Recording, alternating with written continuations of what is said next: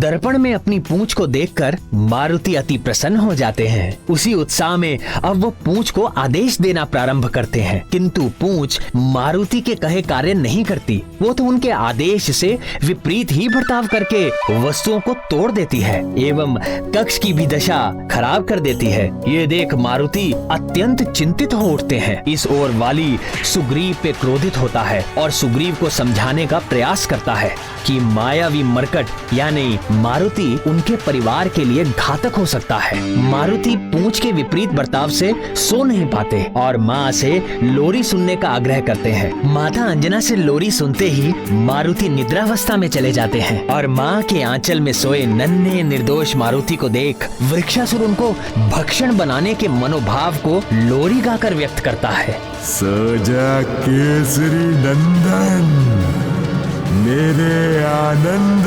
धन।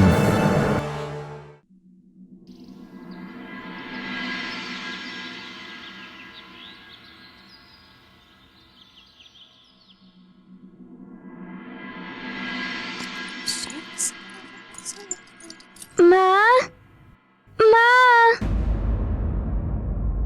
माँ, आप कहाँ हो? आज प्रातः मेरा लल्ला मुझे पुकार रहा है। क्या हुआ है उसे? मैं यहाँ हूँ पुत्र। क्या हुआ केसरी नंदन मारुति? क्या हुआ मेरे लाल? तुमने अपने नेत्र मूंद क्यों रखे हैं? माँ, आपको स्मरण नहीं? आपने ही तो कहा था मुझे प्रातः नमस्कार मंत्र का उच्चारण करना चाहिए। हाँ हाँ स्मरण है, किंतु तुमने पुकारा तो मैं घबरा गई थी। अच्छा चलो, अब बिल्कुल सीधा बैठो। अब प्रातः उठते ही दोनों खुली हथेली को अपने सामने रखो, फिर नेत्र खोलकर हथेली को देखते हुए इस मंत्र का उच्चारण करो। कराग्रे वस्ते लक्ष्मी, कराग्रे वस्ते लक्ष्मी, कर मध्य सरस्वती, कर मध्य सरस्वती, कर मूले स्थितो महागौरी, कर मूले स्थितो महागौरी, प्रभाते कर दर्शनम, प्रभाते कर दर्शनम। अब अपनी हथेली का घर्षण कर मंद मंद गति से हथेली को शरीर के सभी अंगों पर स्पर्श करो। इससे शरीर के चारों ओर एक अदृश्य सुरक्षा कवच का आवरण बन जाता है, जो किसी भी कुदृष्टि के प्रभाव से तुम्हें सुरक्षित रखता है।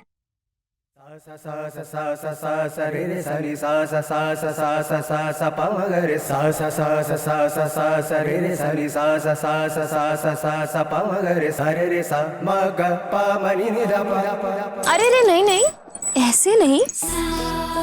भूमि पर पांव रखने से पूर्व मंत्र उच्चारण करना चाहिए। तत्पश्चात भूदेवी को नमस्कार कर उनसे अवश्य क्षमा मांग लेनी चाहिए। मैं अभ्यास कराती हूँ। भूदेवी से क्षमा मांगने का मंत्र है समुद्र वसने देवी पर्वत स्थन मंडिते विष्णु पत्नी नमस्तुभ्यम पाद स्पर्शे क्षमस्व में। समुद्र वसने देवी पर्वत स्थान मंडितम विष्णु पत्नी नमस्तुभ्यम पाद स्पर्शं क्षमस्व में।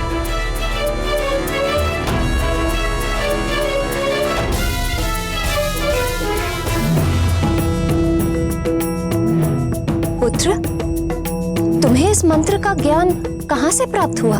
पाठशाला से माँ। आश्चर्य है, इतनी शीघ्रता से तुमने स्मरण भी कर लिया। हाँ माँ।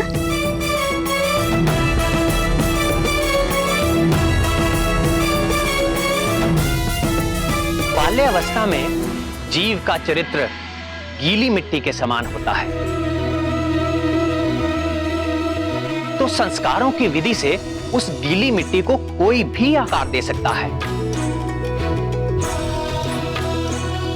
उचित समय पर उचित मात्रा में संस्कारों के जल से सींचा पौधा छाया से भरपूर वृक्ष बनकर अपनी और समाज की उन्नति के लिए सहायक हो सकता है। नहीं तो वही पौधा दुर्बल बेल बनकर समाज के लिए सदा एक समस्या या बोझ बनकर ही जीता है। वो संस्कार ही थे जो वाली का मन उसी दुर्बल बेल के जैसा था। हाँ, वाली और सुग्रीव में यही तो अंतर था।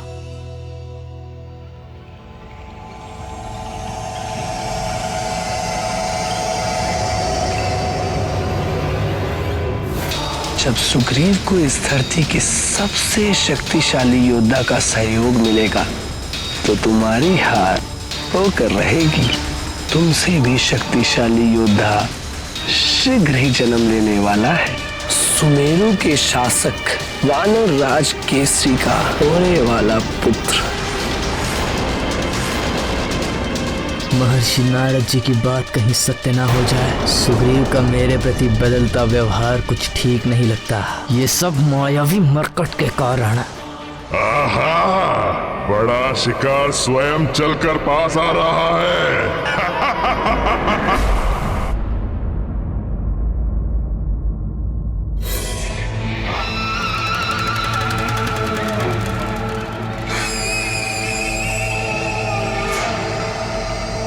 उस मरकट के विषय में सोचते सोचते ये कहाँ आ गया हूं मैं।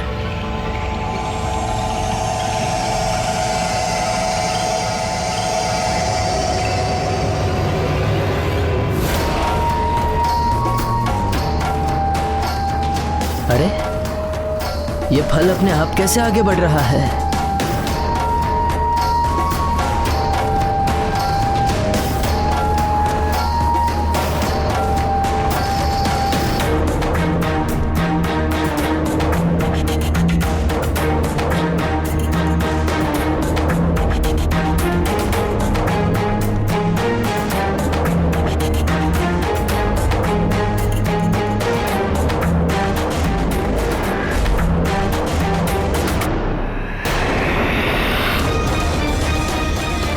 बचो भैया, तुम यहाँ क्या कर रहे हो।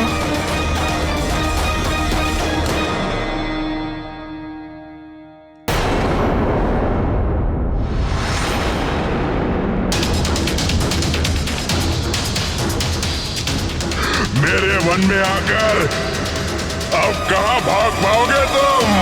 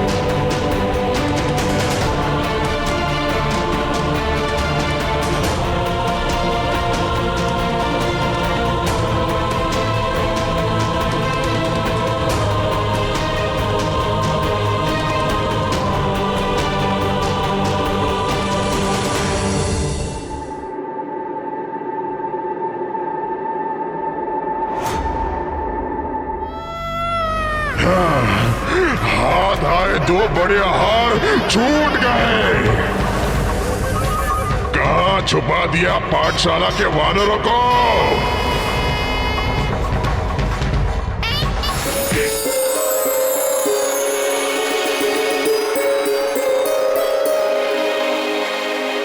प्रणाम महाराज। आपके आदेशानुसार बालकों के लिए पाठशाला की व्यवस्था राजभवन के वाटिका में पूरी हो गई है महाराज। ये सभी बालक हमारे राज्य के लिए बहुमूल्य हैं, भविष्य हैं। इनकी सुरक्षा और इनके लालन पालन का दायित्व हमारे ही कंधों पर है। हमें हर परिस्थिति में अपने कर्तव्य को निभाना होगा। अब इधर से बाहर नहीं जाया जा सकता। कोई ना कोई रास्ता तो अवश्य होगा बाहर निकलने का।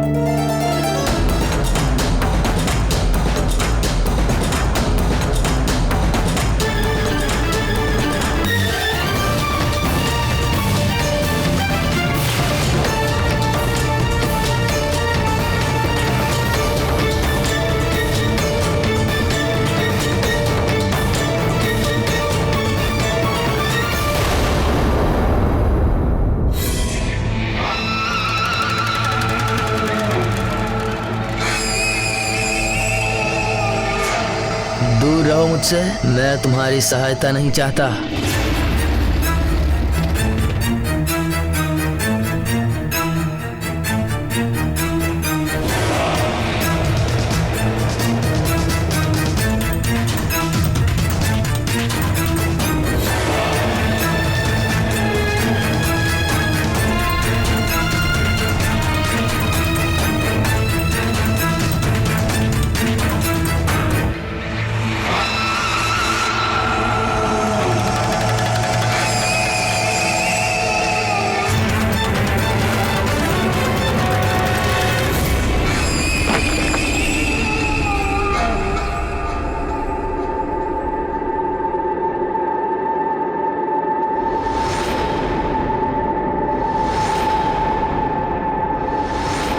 अरे, ये तो हम सुमेरु राज्य की सीमा में आ गए।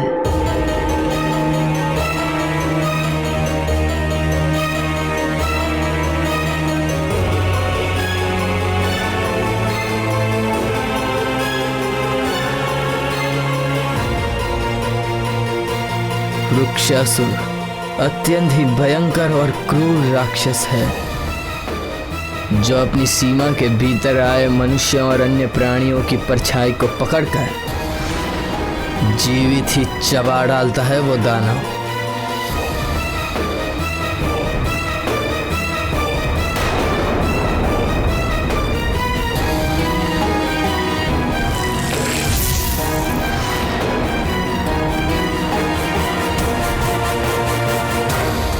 हम शमशादन वन की सीमा में कैसे आ गए भैया? मरकट, ये सब उस मायावी मरकट के कारण ही तो हो रहा है। यदि यह गुफा ऐसे ही खुली रही तो किसी दिन कोई ना कोई बालक उस राक्षस की पकड़ में आकर उसका भोजन बन सकता है।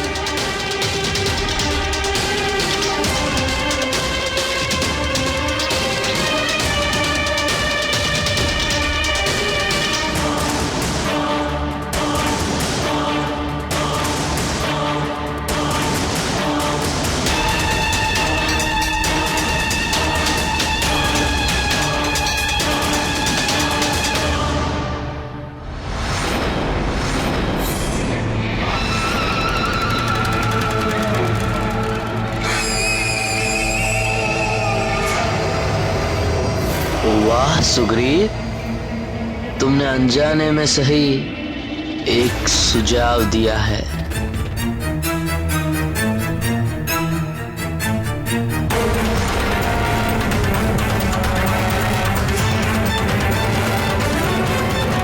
भैया ठहरो, मैं भी आ रहा हूं। आवश्यकता नहीं है मेरे पीछे आने की।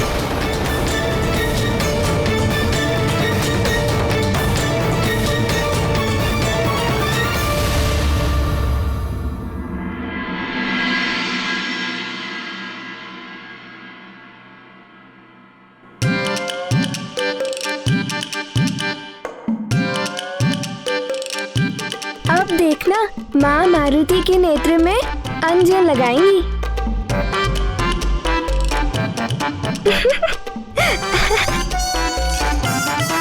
क्या हुआ पुत्र, कुछ कहना है? कुछ नहीं माँ, बस ऐसे ही।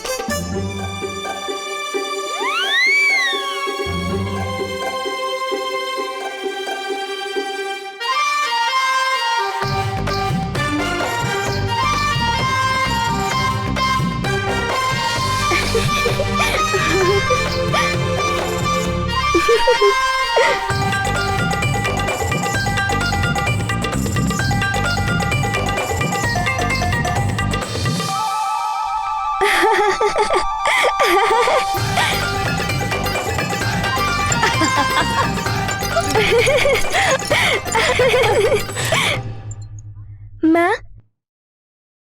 नेत्रों पे अंजन क्यों लगाते हैं? अंजन लगाते हैं क्योंकि इससे नेत्र स्वच्छ हो जाते हैं और दृष्टि तीव्र हो जाती है। मेरे लाल की दृष्टि की तीव्रता बनी रहे, इसीलिए माँ प्रतिदिन तुम्हें अंजन लगाती है।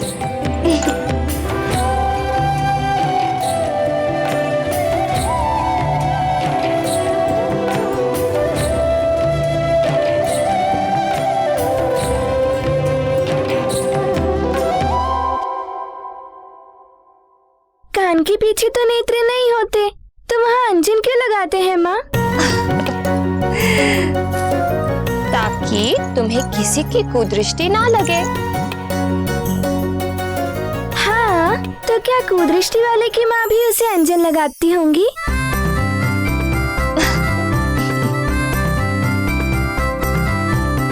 माँ, आप मारुति को तभी अंजन लगाया करोगी जब मारुति बड़ा हो जाएगा। हाँ, मैं सदा अपने लल्ला को अंजन लगाया करूंगी, क्योंकि एक माँ के लिए उसका लाल सदा बालक ही रहता है, चाहे वो कितना भी बड़ा क्यों ना हो जाए।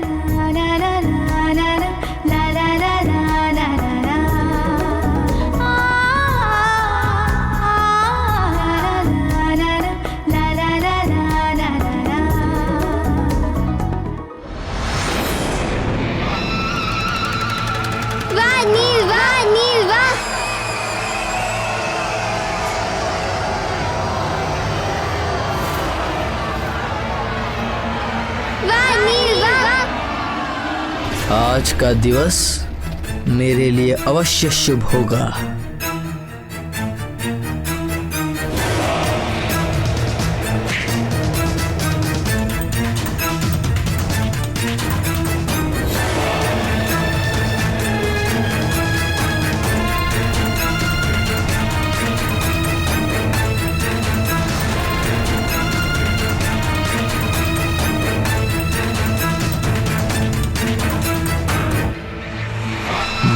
मायावी मरकट, तुम्हारी मायावी लीला समाप्त करने के लिए वृक्षासुर के पास पहुंचाना ही मेरा अंतिम लक्ष्य है। आज मैं महानतम कोई ना कोई उपाय अवश्य ढूंढ निकालूंगा।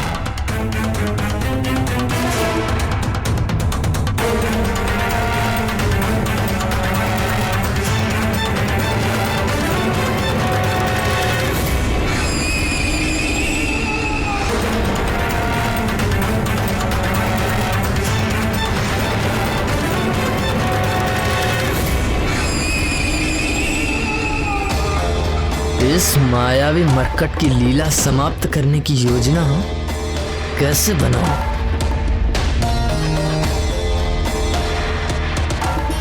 वाह नील वाह! वाह, क्या पछाड़ मारा है! ऐसा बल प्रदर्शन देखने का अपना ही आनंद है।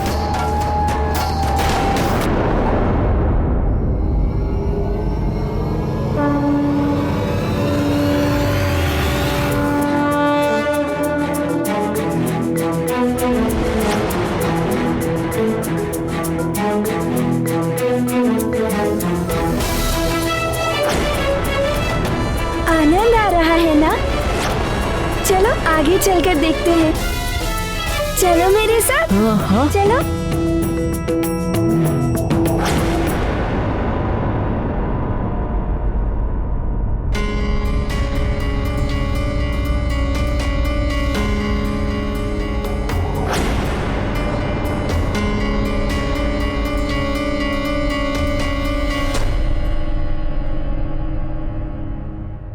आगे क्यों नहीं आ रहे हो? तुम्हें भय तो नहीं लग रहा ना? वो नहीं, मुझे नहीं आना तुम्हारे साथ। अरे भय का तो कोई प्रश्न ही नहीं है। चलो मेरे साथ, बहुत आनंद आएगा।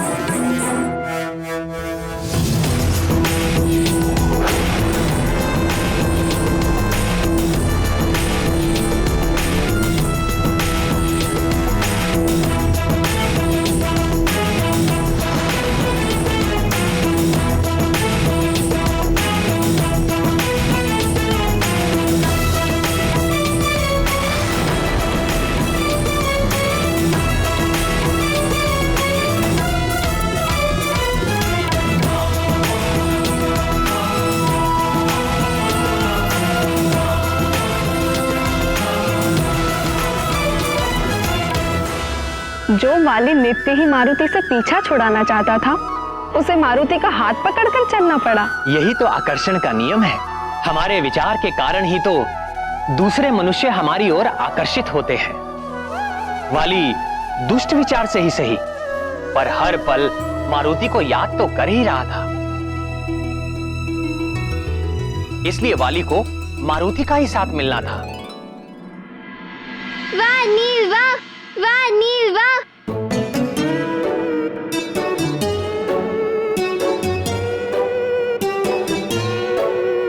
क्या आप पाठशाला में पाठ करने आए हैं? नहीं, मैं यहाँ पाठ पढ़ने नहीं आया हूँ। तो आप क्या करने आए हैं? मैं वो मैं क्या कर रहे हैं? बताइए ना।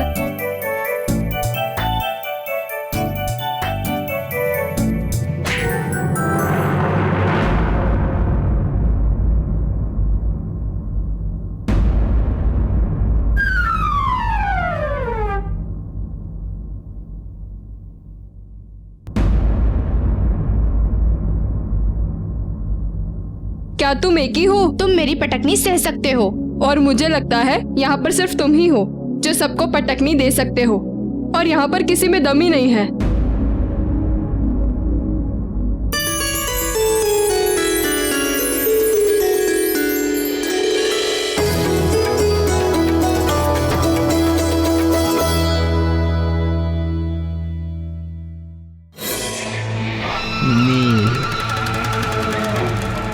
इस बालक में अवश्य ही कोई बात है, किंतु बड़ा भोला लगता है।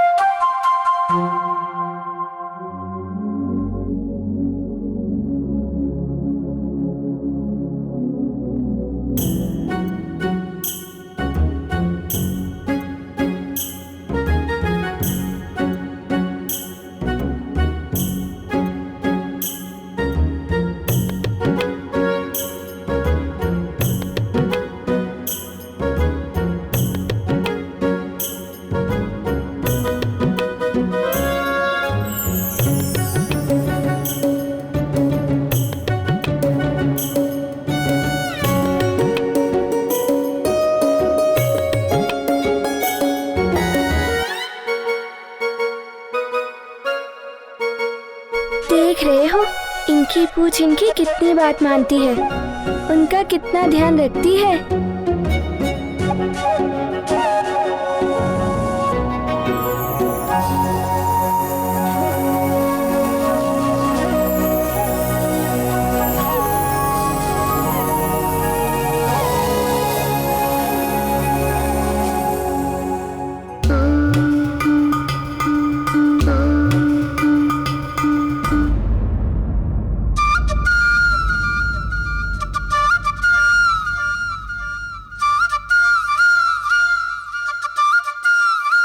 आप पाठशाला क्यों नहीं गए? पाठशाला नहीं जाता। पाठशाला क्यों क्यों नहीं जाते? क्या आपने अपना पाठ्यक्रम पूरा कर लिया है?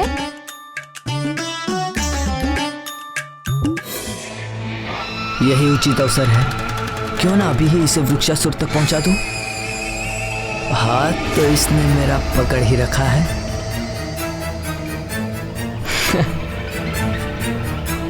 कितनी प्यारी बातें करते हो। चलो भ्रमण करके आते हैं। हाँ हाँ चलिए।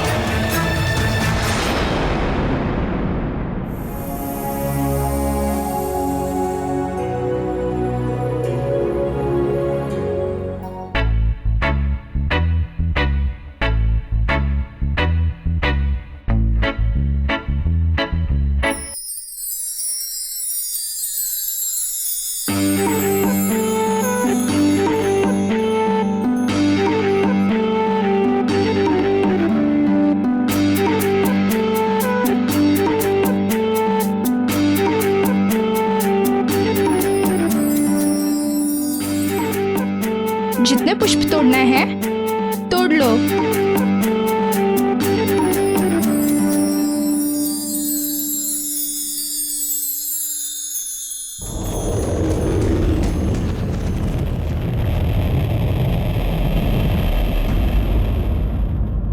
आप इतने बड़े हैं, परंतु आपको पता नहीं कि भूदेवी को प्रणाम करते हैं, उन पर थूकते नहीं।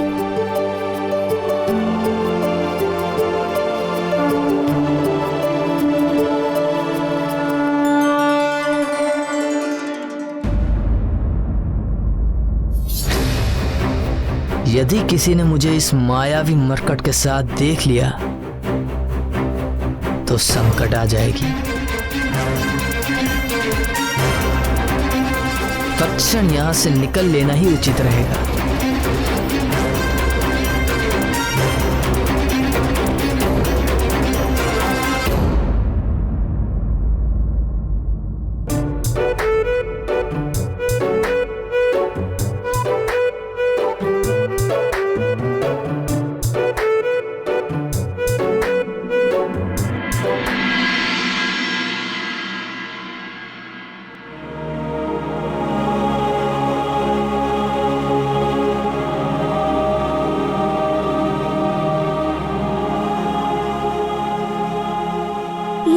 क्या कर रहा है?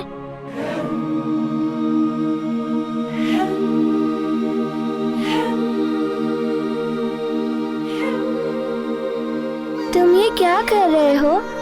तुम्हारा नाम क्या है?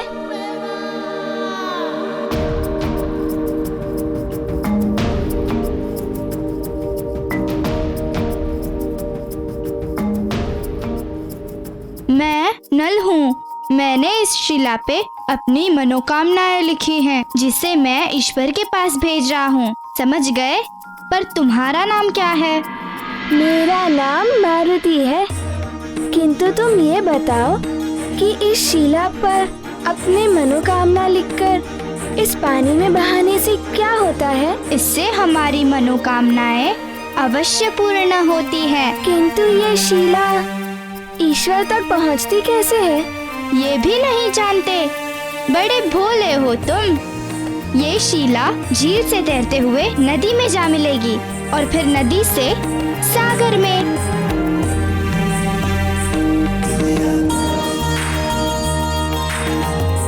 वहीं तो रहते हैं हमारे ईश्वर। ईश्वर हमारी मनोकामना अवश्य पूर्ण करेंगे। क्या मैं भी इस शिला पर अपनी मनोकामना लिखकर ईश्वर तक भेज सकता हूँ, किंतु मारुति को तो लिखना ही नहीं आता, पाठशाला नहीं जाता, इसीलिए। क्या तुम मेरी मनोकामना इस शिला पर लिख दोगे? सच में बड़े भोले हो तुम, इतना भी नहीं जानते। अपनी मनोकामना गुप्त रखनी चाहिए, हर प्रकार से गुप्त। ईश्वर के अतिरिक्त किसी को नहीं बतानी चाहिए अपनी बात, तब जाकर ईश्वर हमारी मनोकामना पूरी कर देते हैं। अब क्या करूं? इस नल को तो बहुत ज्ञान है। अपनी पूंछ की समस्या का समाधान इसी से पूछता हूँ। किस सोच में पड़ गए हो मित्र? मित्र? मित्र किसे कहते हैं, ये तो बताओ। इतना भी नहीं जानते? मित्र यानी सखा। सखा वही होते हैं जो तुम्हारे दुख सुख में साथ निभाते हैं, छोटी बड़ी हर बात आपस में बांटते हैं और कभी साथ न छोड़ने का प्रण भी निभाते हैं। समझ गए? अब बताओ, किस सोच में पड़ गए थे मित्र?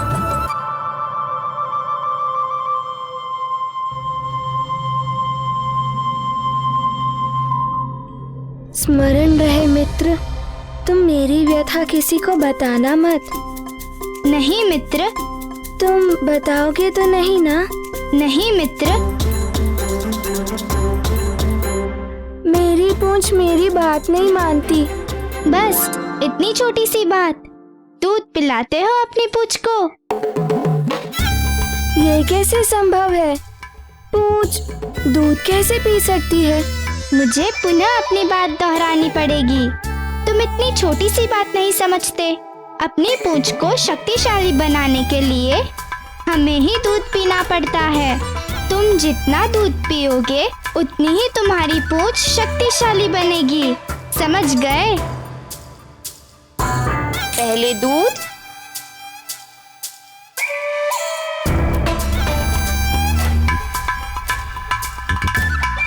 माँ भी कभी कभी बालकों की तरह हट करती हैं।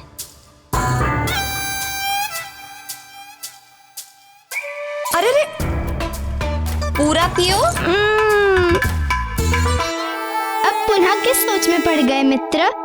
मित्र दूध, मैं दूध पीने जा रहा हूँ। मिलने अवश्य आना। हाँ, अवश्य आऊंगा मिलने। मिलने तो मैं महानतम आऊंगा और उसके बाद कोई तुमसे नहीं मिल पाएगा।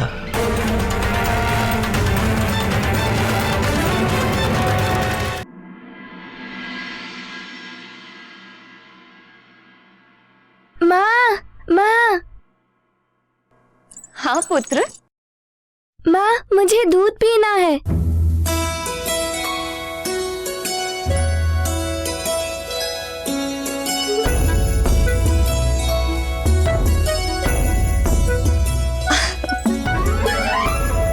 युवराज के लिए दूध ले आओ।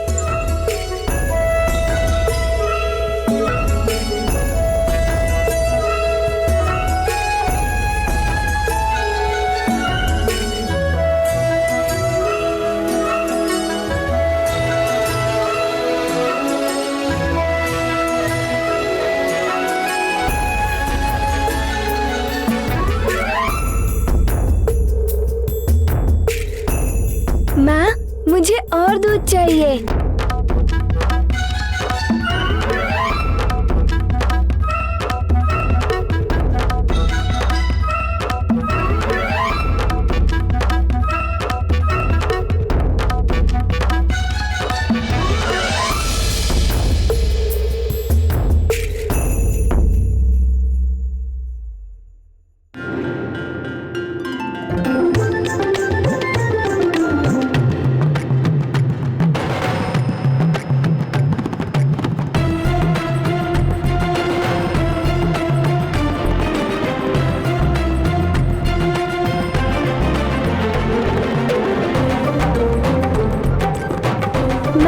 और दूध चाहिए।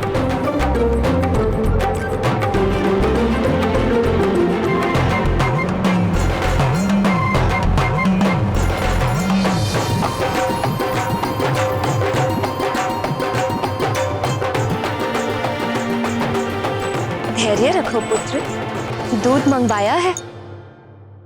यह तो बड़ा ही शुभ समाचार है। मेरे लाल को दूध प्रिय लग रहा है। हाँ माँ।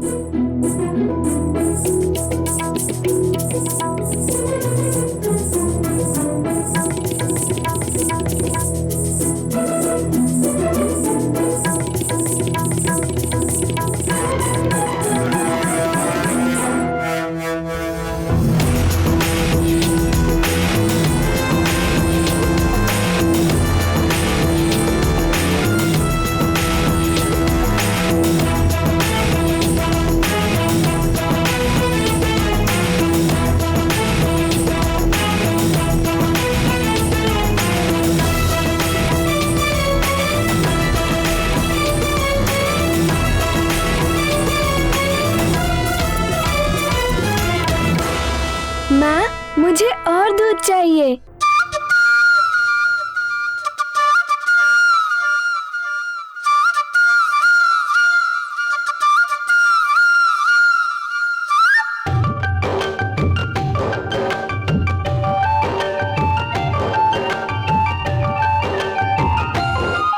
माँ, इस बार कुछ अधिक दूध लेकर आना ना।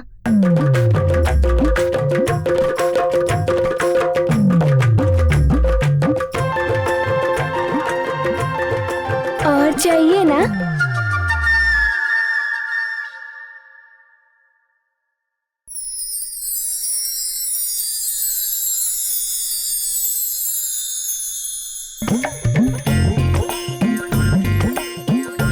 माँ, और चाहिए।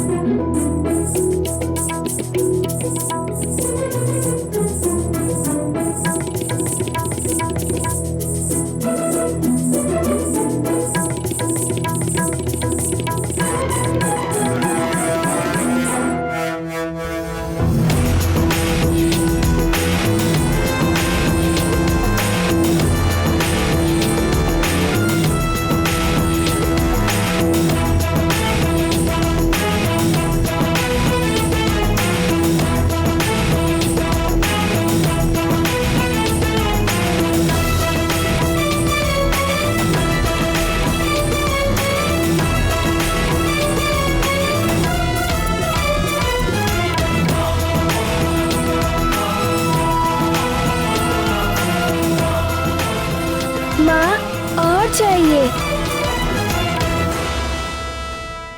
महारानी जी, रसोई में दूध नहीं है। दासी को गौशाला में भेजा है और दूध लाने के लिए।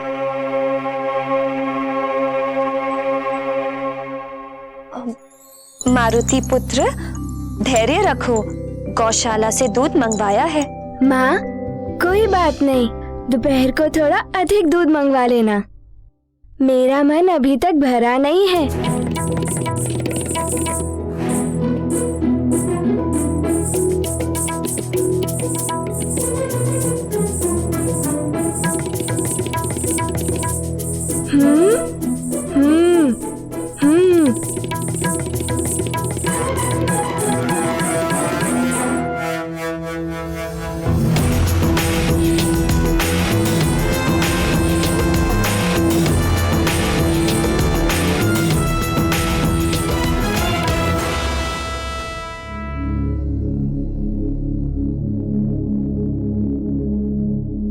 मैं अपनी पूंछ को दूध पिलाकर आया हूँ। तो अब विलंब किस बात का? परीक्षा कर लेनी चाहिए।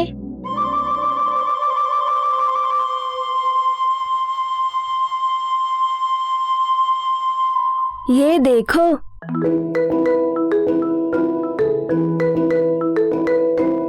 चलो अब जाओ। जाओ। अब क्या, मैंने तुम्हारे हिस्से का दूध भी पी लिया है। चलो अब जाओ, उस आम के पेड़ से मेरे लिए एक आम तोड़ कर लाओ। जाओ।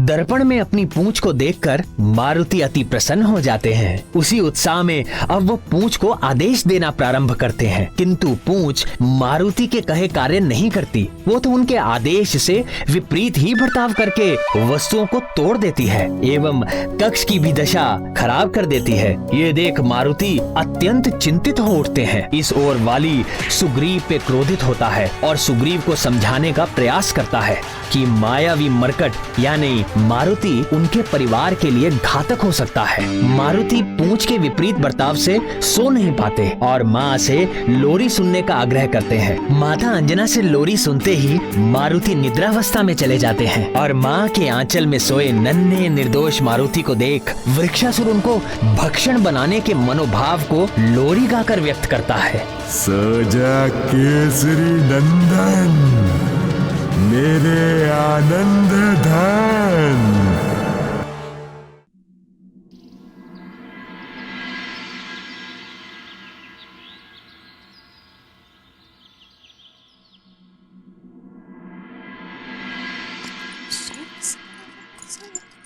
माँ, माँ, माँ, आप कहाँ हो? आज प्रातः मेरा लल्ला मुझे पुकार रहा है। क्या हुआ है उसे? मैं यहाँ हूँ पुत्र।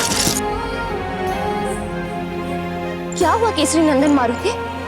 क्या हुआ मेरे लाल? तुमने अपने नेत्र मूंद क्यों रखे हैं? माँ, आपको स्मरण नहीं? आपने ही तो कहा था मुझे प्रातः नमस्कार मंत्र का उच्चारण करना चाहिए। हाँ हाँ स्मरण है, किंतु तुमने पुकारा तो मैं घबरा गई थी। अच्छा चलो, अब बिल्कुल सीधा बैठो। अब प्रातः उठते ही दोनों खुली हथेली को अपने सामने रखो, फिर नेत्र खोलकर हथेली को देखते हुए इस मंत्र का उच्चारण करो। कराग्रे वस्ते लक्ष्मी, कराग्रे वस्ते लक्ष्मी,